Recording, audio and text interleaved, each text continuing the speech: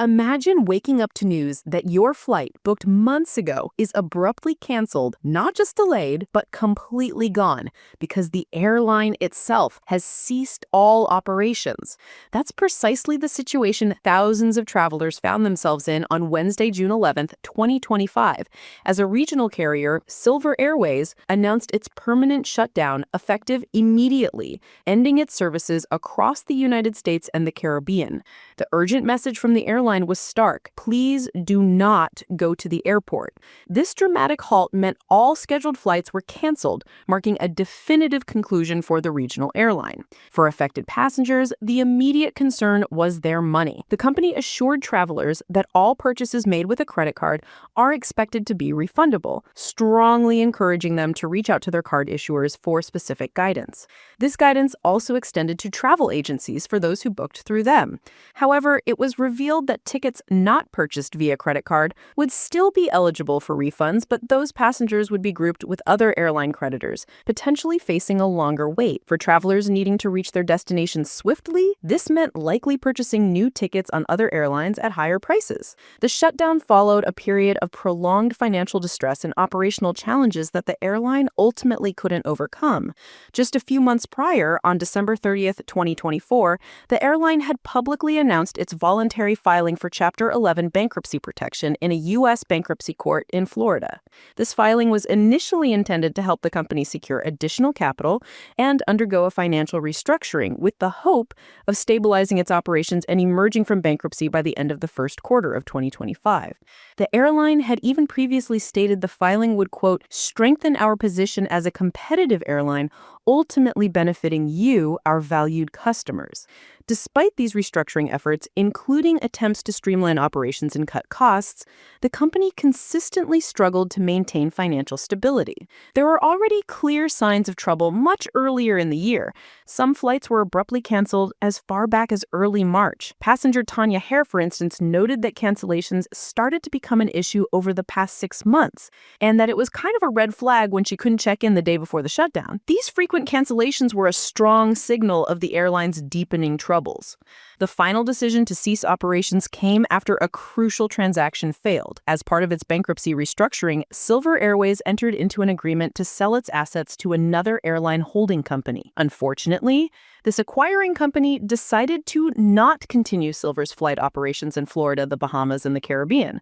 This outcome was largely attributed to the airline's crippling debts, estimated to be around $400 million, with creditor claims ranging from $100 million to $500 million.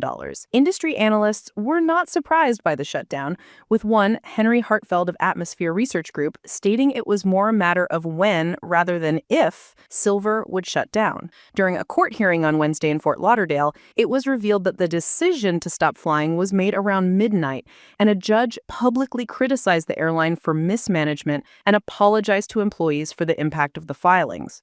Silver Airways, headquartered in Hollywood, Florida, once served as a vital link between smaller cities in the southeastern U.S. and various Caribbean destinations. It had hubs in Fort Lauderdale, Tampa, and Orlando.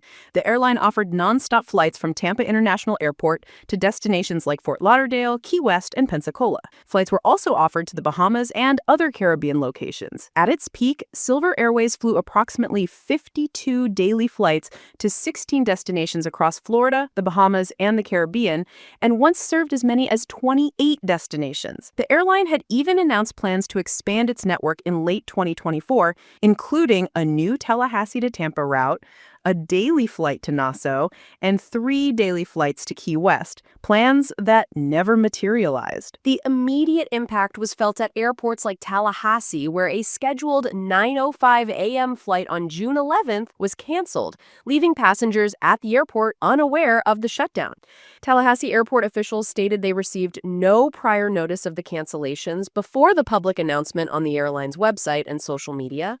Airport Director David Pollard noted that the airline had been downsizing services and regularly canceling flights, making the shutdown not a big surprise. Furthermore, the Tallahassee airport had been actively requesting Silver Airways to pay back money collected from passenger facility charges and had received several payments, with final reconciliation pending. Pensacola International Airport also experienced flight cancellations following the sudden closure. While many of Silver's routes in Florida and to the Caribbean are also serviced by other airlines such as Bermudair, JetBlue, and Frontier, and code share agreements existed with carriers like American Airlines, Avianca, Azul Airlines, Copa Airlines, JetBlue, and United Airlines, Silver Airways uniquely served certain routes. For instance, it was the sole carrier offering flights from Fort Lauderdale to Key West and Tallahassee to Key West, from Orlando to Key West, and from San Jose, Puerto Rico to St. Kitts. This means for those specific routes, passengers will now face the challenge of finding entirely new travel options or dealing with significantly higher prices from other carriers. JetBlue, a codeshare partner, stated they were not given advance notice of the suspension and were working to support those with codeshare and interline itineraries by offering alternate travel plans or refunds. For travelers, the most pressing advice remains: do not go to the airport. Instead, contacting credit card companies or travel agencies is the first step towards getting refunds. The airline stated that all future flights have been canceled.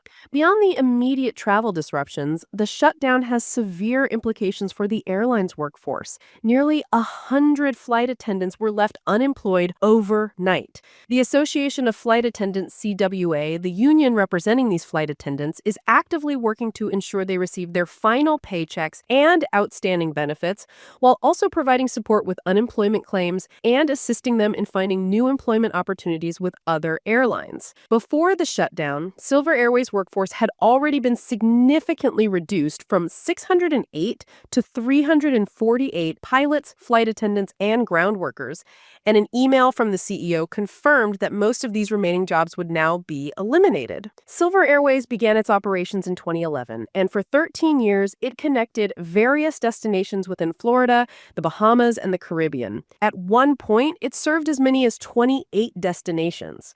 The airline's fleet was primarily composed of modern, fuel-efficient ATR-42 and ATR-72 turboprop aircraft. This fleet had been reduced to just 8 such planes by the time of the shutdown.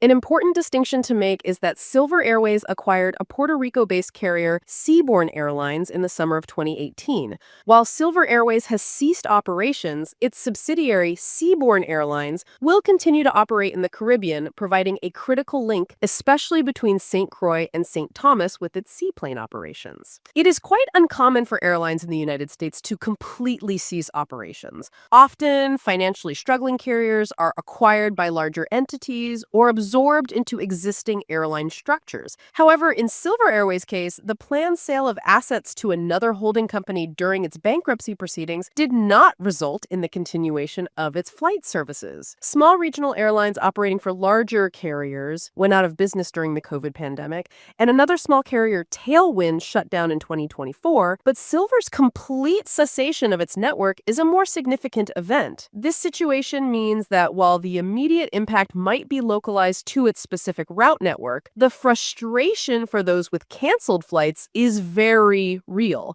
The conclusion of Silver Airways operations marks the end of a regional carrier that served an important niche, but ultimately succumbed to rising operational costs, intense competition, and a slow post-pandemic recovery that failed to bring the business back to profitability.